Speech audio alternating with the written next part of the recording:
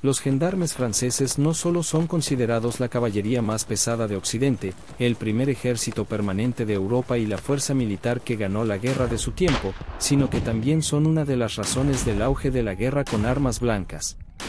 Aunque a veces fueron los hombres más odiados en su propio país, sin duda fueron la fuerza de caballería más temida y mejor organizada de la Edad Media. A pesar de todo esto, son ampliamente ignorados por los historiadores modernos y los historiadores de YouTube. En las últimas décadas de la Guerra de los 100 Años, el Reino de Francia, dirigido por la Casa de Valois, enfrentó graves problemas administrativos y estratégicos. Estos problemas debían resolverse rápidamente y de manera efectiva si los franceses querían ganar la guerra. En primer lugar, Inglaterra y sus aliados habían tomado el control de vastas extensiones del norte de Francia. A medida que la guerra avanzaba, los franceses se encontraban cada vez más del lado perdedor. En segundo lugar, los monarcas valoisianos tenían dificultades para controlar sus propias fuerzas armadas, especialmente las unidades mercenarias que a menudo asolaban Francia en periodos de anarquía militar conocidos como descourseries. La solución a estos problemas dio lugar a la creación desordenada de los gendarmes durante una amplia reforma militar liderada por los monarcas franceses en las décadas de 1430 y 40. Muchas unidades de mercenarios fueron disueltas violentamente o forzadas a unirse a los servicios oficiales del rey. Aquellos que no se unieron fueron expulsados sin piedad por otras compañías que actuaban ahora en nombre del rey de Francia. Estas compañías eran pagadas regularmente y puestas en guarnición a expensas de la corona francesa en las ciudades fronterizas del norte de Francia. Fue entonces cuando los gendarmes reformados se conocieron como la Compagnie de Ordonnance, nombrada así por un decreto emitido por el rey. Según el historiador, las compañías de ordenanza luego fueron llamadas colectivamente gendarmería. Estas unidades eran administrativas en lugar de tácticas, lo que significa que estaban en guarnición juntas pero no combatían como una sola formación en la batalla. La unidad estructural más pequeña se llamaba lanza, una unidad administrativa común en los ejércitos europeos de la Edad Media y principios de la época moderna. La primera lanza o compañía de ordenanza de 1445 no estaba compuesta por muchos gendarmes. De hecho, solo un miembro de la lanza estaba fuertemente armado. Los demás hombres de la compañía eran jinetes ligeros, 2 arqueros montados pero combatientes a pie, un escudero y un paje. Esta composición podría cambiar, pero volveremos a ello más adelante en el video. Desde un punto de vista táctico, la idea original de la compañía de ordenanza era combinar las fuerzas de los caballeros fuertemente armados, que tradicionalmente Francia llevaba al campo de batalla, y de los arqueros, que siempre se consideraban una de las fuerzas más efectivas.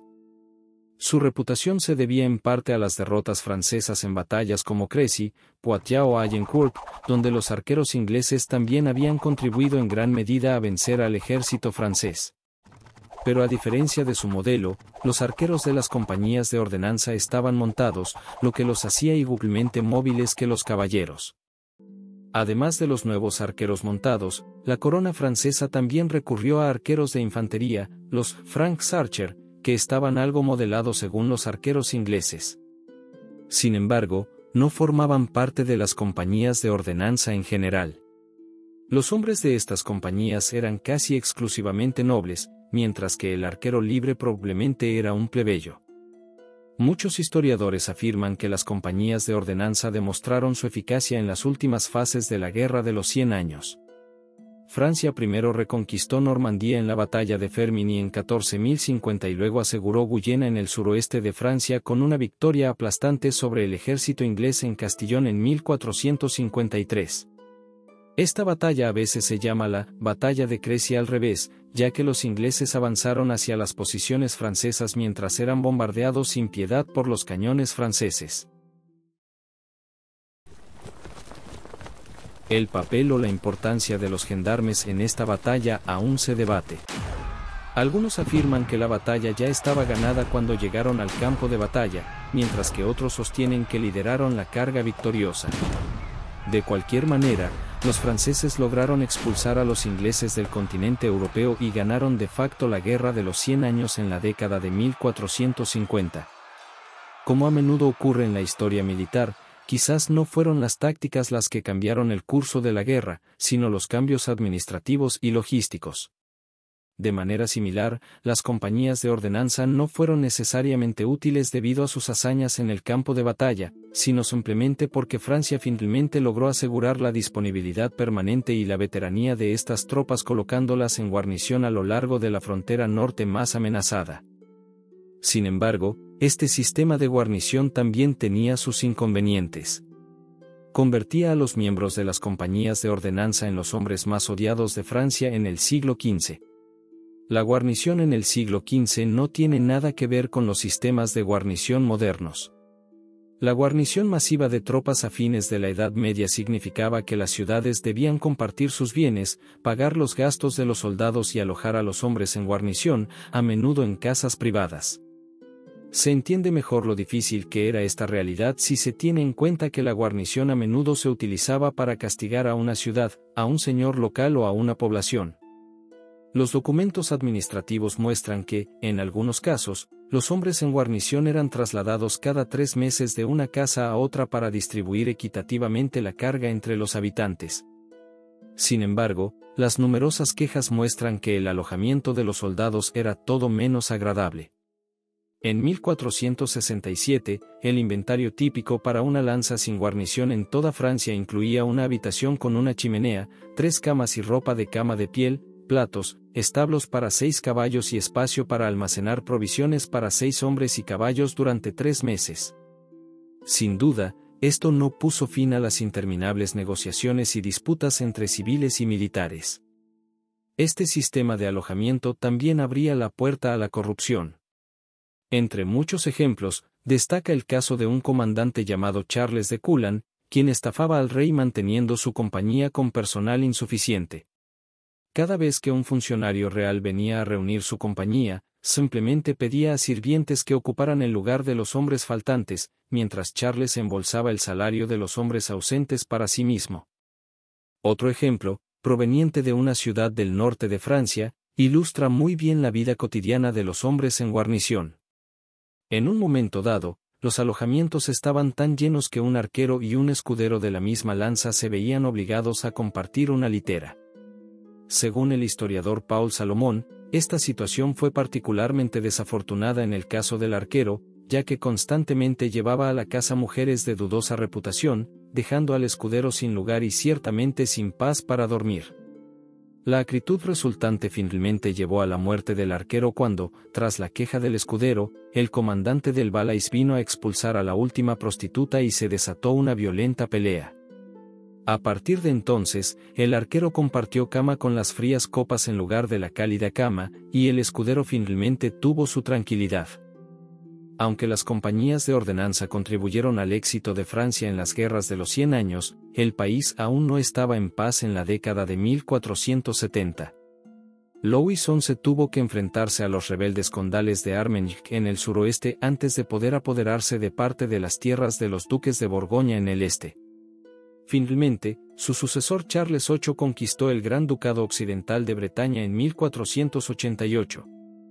Desde un punto de vista militar, Francia ya estaba fuera de peligro en su propio país, pero a pesar de la paz, conservó sus costosas fortalezas.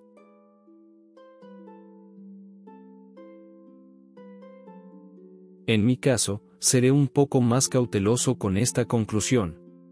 Después de todo, otros historiadores mencionan a los romanos de la antigüedad, a los egipcios de la antigüedad e incluso al imperio acadio de Sargón el Grande como evidencia de la existencia de un ejército permanente mucho más antiguo, aunque no necesariamente ubicado en Europa.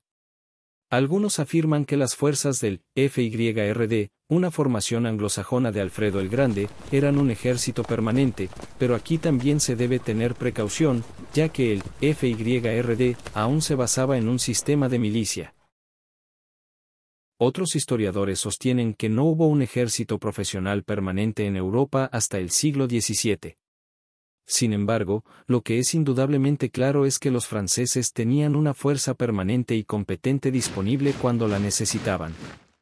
Su compañía estaba directamente bajo el mando del rey, por lo que, en teoría, no estaba sujeta a las relaciones feudales de patrón-cliente que caracterizaban a los ejércitos de la Edad Media. Sin embargo, la lealtad hacia el rey era inconsistente, especialmente durante las guerras de religión francesas del siglo XVI. Muchas compañías preferían seguir a su capitán en lugar del rey. De todos modos, con Francia en paz después de la Guerra de los 100 años, los monarcas franceses se volvieron rápidamente hacia un nuevo adversario, los Habsburgo. Estos últimos habían logrado ganar numerosos territorios alrededor de Francia gracias a una serie de exitosos matrimonios y a la diplomacia en general. Los franceses querían evitar cualquier frontera con los Habsburgo, pero como estos últimos habían tomado el control de España en el siglo XV, no era realmente una opción. Esta rivalidad, que estalló por primera vez en 1494 en forma de una lucha dinástica por el reino de Nápoles, se transformó con el tiempo en una verdadera guerra entre Francia y los Habsburgo de España. En la interminable serie de campañas que siguieron hasta mediados del siglo XVI, las compañías de ordenanza jugaron un papel importante entre 1490 y 1550. Sin embargo, el equipo, la composición y las tácticas de las compañías cambiaron radicalmente alrededor de esta época y comenzaron a llamarse más frecuentemente gendarmería. Esto podría deberse, o al menos haber sido favorecido por el hecho de que, en el siglo XVI, una compañía consistía solo en hombres de armas y arqueros, por lo que todos los infantes eventualmente fueron excluidos de la lanza.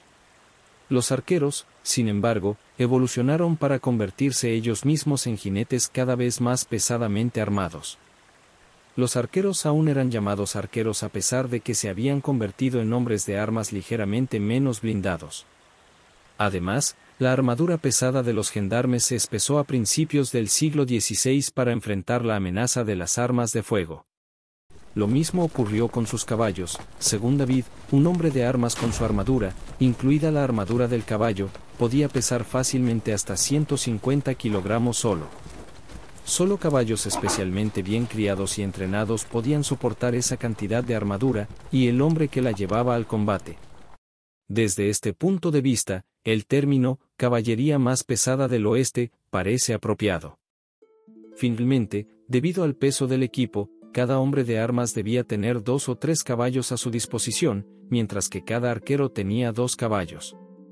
Todo esto era muy conservador desde un punto de vista táctico, ya que era más bien la continuación de tácticas y equipo medievales.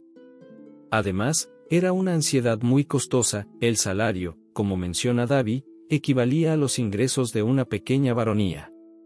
El costo y la táctica son las razones por las cuales los gendarmes tuvieron que adaptar sus métodos en el siglo XVI. Originalmente, los gendarmes utilizaban 2 modos de ataque, la carga masiva y la avanzada en línea sucesiva a gran velocidad, apuntando a aplastar al adversario, a veces llamada la furie francaise. Atacar de esta manera requería un fuerte sentido de cohesión, ya que se debía estar absolutamente seguro de que todos los hombres detrás y al lado estaban comprometidos plenamente en la carga. Los gendarmes lograban realizar tales cargas gracias a un código de honor específico de los valores y normas de la nobleza. Como casi todos los gendarmes eran nobles, compartían estos valores y tenían un excelente espíritu de cuerpo. Sin embargo, el historiador Power explica que esta furia de la gendarmería fue una táctica que fue cuestionada más tarde en el siglo y tuvo que ser reemplazada para 1600. Esta táctica fue fundamentalmente cuestionada por el desarrollo del cuadro de picas y reducida por los arcabuceros en el primer cuarto del siglo XVI. No solo fue un problema para el hombre, sino también para el caballo, como ilustra el grito de la infantería española: una vez que el caballo está en el suelo, el hombre de armas ha terminado. Los gendarmes parecían volverse obsoletos, pero a pesar de todas estas dificultades, continuaron en uso a lo largo del siglo XVI. Esto no fue porque la Edad Media hubiera terminado y todas las fuerzas tuvieran que reformarse para ser utilizadas en la guerra. La disponibilidad permanente de los gendarmes es una razón suficiente para llevarlos al campo de batalla. Su táctica conservadora, aunque se convirtió en blanco de críticas, se mantuvo en uso a lo largo del siglo XVI. No fue solo por las tácticas, la nobleza o la eficacia en el campo de batalla. Una cosa está clara: alrededor del siglo XVII, los antiguos gendarmes de aspecto medieval desaparecieron. ya sea que evolucionaran hacia tipos diferentes de caballería o se volvieran obsoletos y abandonados debido a su ineficacia, independientemente de la respuesta, no tenían cabida en la nueva era que había comenzado, la era de la guerra a picazos y fusilazos.